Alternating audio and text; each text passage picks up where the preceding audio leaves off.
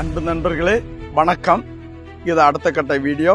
பத்மநாபுரம் தொகுதியில் ரப்பர் விவசாயிகளுக்காக நான் நின்று கொண்டே இருக்கின்றேன்.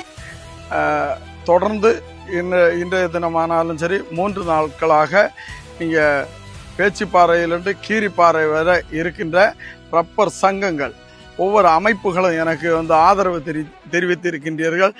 பல்வேறு அரசியல் கட்சிகளை கடந்து எனக்கு நீங்கள் தெளிவாக சொல்லியிருக்கின்றீர்கள். அண்ணாச்சி நீங்கள் நில்லுங்க, எதையும் ஜாதி மதத்திற்கு அப்பாற்பட்டு வாக்குகள் உங்களுக்கு தருவேன் என்று சொல்லியிருக்கிறீங்க. எனது மனமார்ந்த வணக்கத்தினை இந்த வீடியோ மூலமாக கூறிக்கொள்ளுகின்றேன். வரக்கூடிய தேர்தலில் பல்வேறு அரசியல் கட்சிகள் நின்றாலும் நீங்கள் என்னை ஆதரிக்கலாம் என்று சொல்லியிருக்கின்றீர்கள். நான் இதை குறித்து மீண்டும் தமிழகத்தினுடைய முதலமைச்சருக்கு இந்த வீடியோ மூலம் என்ன சொல்ல வருகின்றேன் என்று சொன்னால், நீங்களாகவே வரக்கூடிய நாட்களில் தமிழகத்தில் இருக்கின்ற குமரி மாவட்டத்தில் ரப்பருக்கு மட்டுமாவது நீங்கள் தனியார் காடு சூழியல் சட்டத்திலிருந்து விலக்களிப்பேன் என்று சொன்னால் 6 சட்டமன்ற தொகுதிகளிலும் ரப்பர் விவசாயிகள் இருந்து கொண்டிருக்கின்றார்கள், ரப்பர் வியாபாரிகள் இருந்து கொண்டிருக்கின்றார்கள். நீங்கள் இப்பொழுது பார்த்து கொண்டிருப்பது பொன்மனை பகுதியில், குலசேகரத்தில் இருக்கின்ற பொன்மனை பகுதியில் இதை கூட வனத்துறையினர் தடுத்து தான் போட்டாங்க. இந்த நிலத்தில் இருந்த ரப்பரை முறிக்கும் பொழுது தடுத்து தான் போட்டாங்க.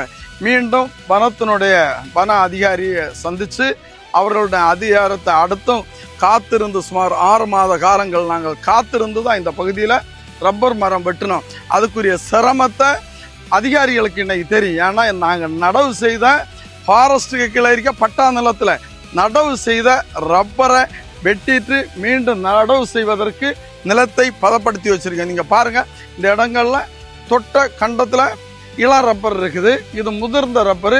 இந்த பகுதியில் நாங்கள் ரப்பரை வெட்டினோம்.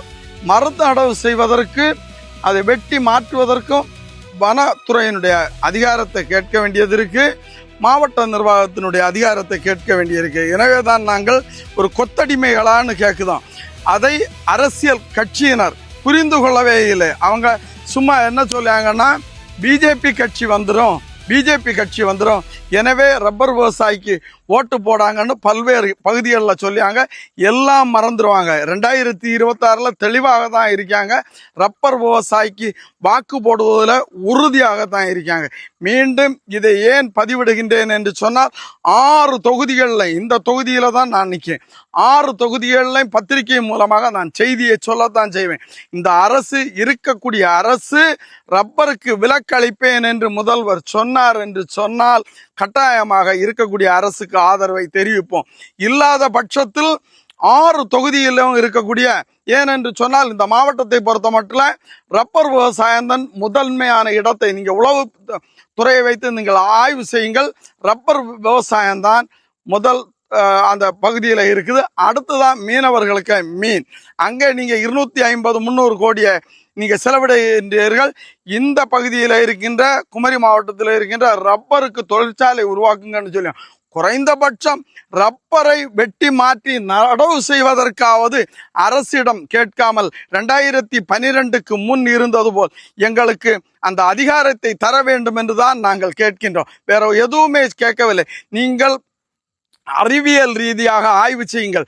இதுல என்ன மாற்றம்? நீ உங்களிடம் கேட்பது அரசினுடைய அதிகாரிகளுக்கு பணிச்சுமையை தவிர விவசாயிகளை நீங்கள் அலைய விடுகின்றீர்கள். அதற்காக தான் நாங்கள் கேட்கின்றோம், இந்த அதிகார துஷ்பிரயோகம் வேண்டாம் என்று தமிழகத்தினுடைய முதல்வர் ஒற்ற வரியில், நான் ஆட்சிக்கு வந்தால் உங்களுக்கு ரப்பருக்கு விலக்களிப்பேன் என்று நீங்கள் சொல்லுவீர்கள் என்று சொன்னால், இந்த ரப்பர் விவசாயி எபனேசர் 6 தொகுதிகளில் இருக்கக்கூடியவங்கள்ட்ட தெளிவாக பத்திரிகை மூலம் சொல்லுவேன், நீங்கள் ஆளுகின்ற அரசுக்கு வாக்களியுங்கள் என்று. இல்லாத பட்சத்தில் எந்த காரணத்தை கொண்டும் பின்வாங்க மாட்டோம். எந்த சூழ்நிலையிலும் உங்களுக்கு ஆளுகின்ற அரசுக்கு இது ஒரு பாதிப்பை ஏற்படுத்தும். ரப்பர் விவசாயிகள் அந்த அளவு குறைந்த அறிவுள்ளவர்கள் அல்ல, எல்லாரும் படித்தவர்கள். எனவே தான் இந்த முறை 2026 அது வேண்டாம், மோதல் போக்கு வேண்டாம் என்று மீண்டும் உங்களை வலியுறுத்துகிறேன். தனியார் காடு சூழியல் சட்டத்திலிருந்து சட்டத்தை மாற்ற சொல்லவில்லை, ரப்பருக்கு விலக்களியுங்கள் என்றுதான் நாங்கள் சொல்லுகின்றோம். அண்டை மாநிலம் கேரளாவில் இருப்பது எங்களுக்கு ரப்பருக்கு விலக்களியுங்கள் என்று நான் உரக்க சத்தம் போட்டு கூறிக்கொண்டே இருக்கின்றேன். விலக்களித்தால் நீங்கள் 6 சட்டமன்ற தொகுதியிலும் லகுவாக பாஸ் ஆவீர்கள்.